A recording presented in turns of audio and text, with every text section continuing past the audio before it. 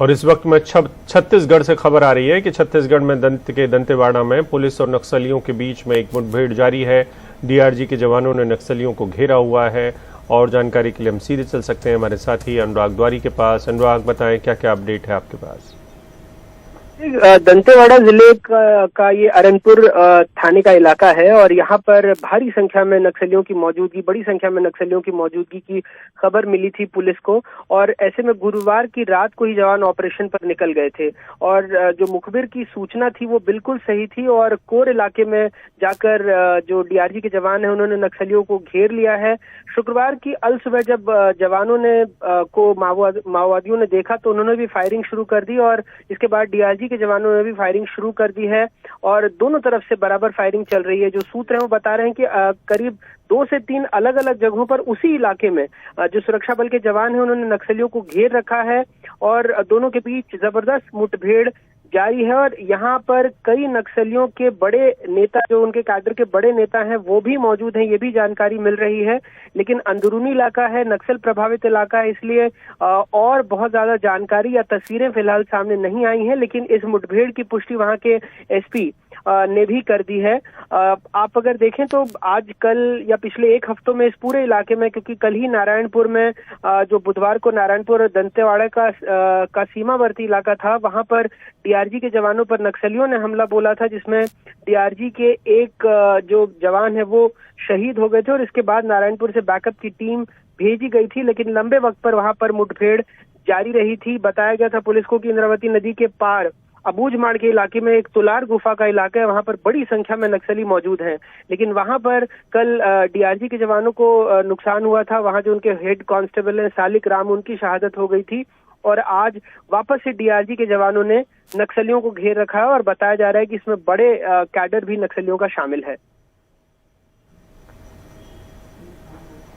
बहुत बहुत शुक्रिया आपका इस पूरी जानकारी के लिए। और सीधे अब हम झारखंड की खबर पर चल रहे हैं। झारखंड में ईडी की रेड, प्रवर्तन निदेशालय या एनफोर्समेंट डिपार्टमेंट की रेड चल रही हैं। वहां पर पहले बहुत बड़े पैमाने पर इस बात के इल्जाम लग रहे थे कि मनरेगा की योजना के तहत वहां पर बड़े गबन हुए हैं और अब इसी के चलते हुए बड़े घोटाले सामने आ रहे हैं और इसको लेकर मीडिया में पहले कई सारी खबरें भी आई थी। 18 ठिकानों पर ईडी के ये छापे चल रहे हैं। आईएएस अधिकारी पूजा सिंघल के घर और दफ्तर की तलाशी ली जा रही है। पूजा सिंघल वर्तमान में झारखंड सरकार के खनन एवं भूविज्ञान की सेक्रेटरी हैं या सचिव हैं। और जानकारी के लिए हमारे पास हमारे साथी मुकेश सिंह सेंगर मौजूद है। मुकेश, बताएं आप ये शिकायतें कब से आ रही थी और ये पूजा सिंघल के ऊपर ही निशाना क्यों है? इनके ऊपर कोई इल्जाम पहले से लग रहे थे क्या? देखिए, पूरा जो मामला है वो 2020 में सामने आया था, जब ये जानकारी मिली थी कि जो झारखंड में कुंती जिले में जो मनरेगा का फंड है उस फंड में हेराफेरी हुई है और इसके बाद जो लोकल पुलिस है उसने कुछ 16 FIR दर्ज की थी इस पूरे मामले को लेकर और ये जो पूरा गबन है वो 18 करोड़ रुपए का था। इसके बाद जो लोकल पुलिस है उसने वहां के जूनियर इंजीनियर विनोद प्रसाद सिन्हा को गिरफ्तार किया था और उनकी गिरफ्तारी के बाद उनसे जब पूछताछ हुई तो उसमें काफी बड़े बड़े नाम सामने आए, जिसमें झारखंड सरकार के सीनियर ब्यूरोक्रेट थे।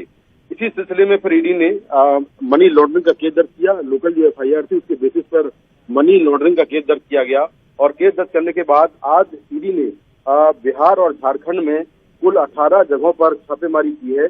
खास बात यह कि छापेमारी में जो हो रही है उसमें जो पूजा सिंघल जो सीनियर IAS अधिकारी हैं उनके घर में और उनके जो और ठिकाने हैं वहां पर छापेमारी चल रही है। दरअसल पूजा सिंघल तब कुंती की डिप्टी कलेक्टर थी, वहां पर वो DM थी और उन्हीं के समय ये पूरा घोटाला हुआ था और ये जो फंड था मनरेगा का, इस फंड की जो देखरेख थी वो उनके हाथ में थी।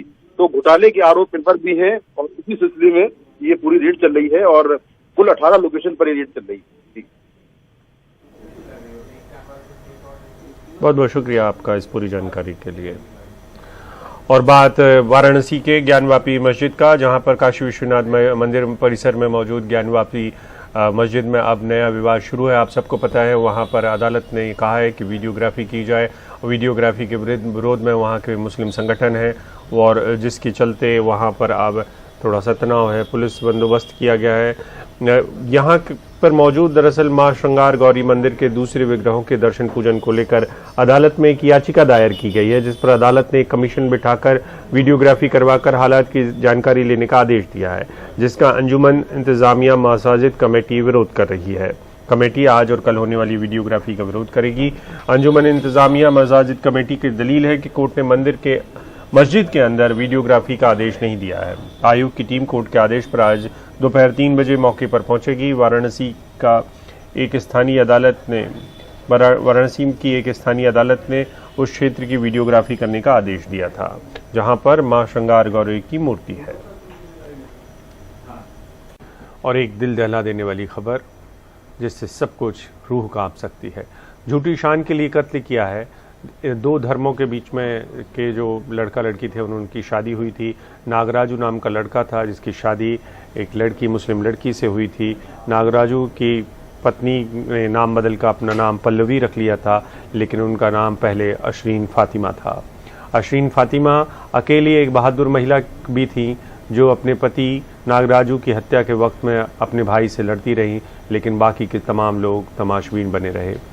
ये हत्या उस वक्त में हुई जब नागराजू और फातिमा दोनों एक बाइक से लौट रहे थे एक जगह से, और वहाँ पर उनको कत्ल कर दिया गया नागराजू को।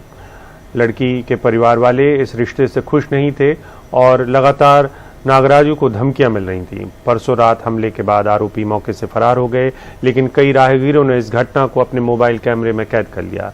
साथ ही सीसीटीवी फुटेज के आधार पर पुलिस ने धरपकड़ शुरू की। इस हत्याकांड को लेकर स्थानीय बीजेपी कार्यकर्ताओं ने प्रदर्शन भी किया है। मैं और मेरे हस्बैंड ना मतलब रोड क्रॉस करने के लिए बाइक्स देख के क्रॉस करना पड़ता ना, उन्होंने थोड़ा बाइक स्लो करे रोड क्रॉस करने के लिए। उतने में ही सडनली ही उधर से बाइक आई सर, 2 बाइक्स आए। वो लोग मेरे राजू को ना बाइक पे से ऐसा धक्का दिए, ऐसा ढकलते हुए गए जाके। वो लोग मतलब मेरे राजू को ओनली सर पे ही मारते गए, मतलब सर में से बहुत ब्लड गया। मेरे को बहुत शौक हुआ कि उतने में मैं जैसा धक्का दे रही थी कि मेरे राजू के लिए धक्का देते वक्त तो मुझे मेरे भाई का चेहरा दिखने के बाद मैं मेरे भाई से ये भी रिक्वेस्ट करी कि आपके पैर पड़ती होंगे भाई, प्लीज मेरे राजू को छोड़ दो प्लीज बोल के। जब भी मेरे भाई से रिक्वेस्ट करी, जैसा फेस दिखते ही वो बोलने के बाद भी वो नहीं सुने। और जब मेरे राज का पूरा सर फूट गया और भेजा बाहर आने के बाद भी वो सोचे कि अभी जिंदा है शायद बोल के मारते ही गए। मेरे राज के सर को हेलमेट था, हेलमेट फूट गया और पूरा टोटल सर भी फूट गया सर। सिर्फ भाई सर कत्ल करने के वक्त भी भाई का ही फेस दिखा, जो आप अभी तक वो भैया फोटोज बताए ना। मेरे जीजू तो मुझे नहीं दिखे, लेकिन वो थे या नहीं सीसी कैमरास भी मैं तो अभी नहीं देखी, मुझे नहीं बताया गया वो। लेकिन मेरे भाई का तो फेस देखी मैं, और एक मेरे भाई के फ्रेंड थे, दोनों का फेस तो मैं देखी सर। तो मरने जो लड़का है नागराज जी अपनी वाइफ के साथ मोटरसाइकिल पे जा रहा था, तो इसने वहां पे उसको रोककर उसके ऊपर अटैक किया इन दोनों ने, और कुछ रॉड से और एक चाकू से अटैक किया और उसकी वहां पे डेथ होगी। अब इन दोनों को हम लोगों ने अरेस्ट कर लिया है। ये केस में बेसिकली हमारा 302 IPC की धारा लगाई गई है और SC/ST एक्ट की धारा भी लगाई गई है। और जो केस को हम फास्ट ट्रैक कोर्ट के ट्रायल के लिए भी हम लोग अप्लाई कर रहे हैं, वो भी हम डेफिनेटली इंश्योर करेंगे ताकि इस केस का जो ट्रायल है जल्दी से जल्दी खत्म होकर जो एक्यूज है इनको सख्त से सख्त सजा दिलवाई जा सके। They followed him and in the night approximately at 8:45 PM they stopped him, accosted and assaulted him, beat him indiscriminately with an iron rod on his head and killed him on the spot. We are investigating the case. This investigation is going on proper lines. We identified the accused. We are interrogating. We will produce them before media after the completion of the investigation. ये घटना घटी सरूर नगर के इलाके में हैदराबाद में कल रात 8:45 बजे करीब ये घटना घटी और जब बहुत सारा ट्रैफिक वहाँ से गुजर रहा था और बहुत सारे लोग भी वहाँ पे थे, तब नागराजू और सैयद अशरीन सुल्ताना अपने बाइक पर जा रहे थे जब उनको पकड़कर नीचे खींचा गया और उसके बाद एक लोहे के लाठी के साथ उस पर वार किया गया और वहीं के वहीं नागराजू खत्म हो गए। उसके बाद कुछ फुटेज ये भी मिला है जिसमें दिखाई पड़ता है कि वो आदमी आकर अटैकर फिर से आकर नागराजू पर वार करना चाहता है कि जो कि पहले से ही नीचे पड़े हुए हैं, पूरे खून से लत वहाँ पे पड़े हुए हैं और आशरीन तब भी कोशिश करती है कि उन पर कोई वार न किया जाए। ये पूरी घटना सीसीटीवी में पकड़ी गई है और उसके बाद बहुत सारे लोग वहाँ के उन्होंने भी सीसीटीवी में कैप्चर किया है और आशरीन ने कहा है कि उन दोनों की शादी जनवरी में हुई थी, 3 महीने हुए, वो एक दूसरे को 10वीं कक्षा से ही जानते थे, यानी कि चाइल्डहुड स्वीटहार्ट्स थे, लेकिन उनके परिवार नहीं चाहते थे कि वो एक दूसरे से शादी करें और 31 जनवरी को उन्होंने आर्य समाज शादी की और उसके बाद आशरीन ने अपना नाम पल्लवी भी बताया। उसने ये भी बताया कि जिसने अटैक किया, जिसने हमला किया, वो उसके भाई, उसके अपने खुद के भाई थे और उसी जो एविडेंस था उसी के बिना पर पुलिस ने अपना इन्वेस्टिगेशन किया है और बताया जा रहा है कि उनके जो 2 अटैकर्स थे उनको अब कस्टडी में ले लिया गया है। और इस घटना के बाद वहाँ पर भाजपा की तरफ से कुछ प्रोटेस्ट भी हुए क्योंकि ये नागराजू जिसकी हत्या हुई वो हिंदू समुदाय से है और जिन लोगों ने अटैक किया वो मुसलमान समुदाय के हैं, लेकिन इसमें कोई कम्युनल कलर वैसे तो नहीं है और वहाँ ये कम्युनल इश्यू भी नहीं बना है। लोगों ने सिर्फ ये कहा है कि ये एक हॉरिफिक क्राइम वहाँ पर हुआ है।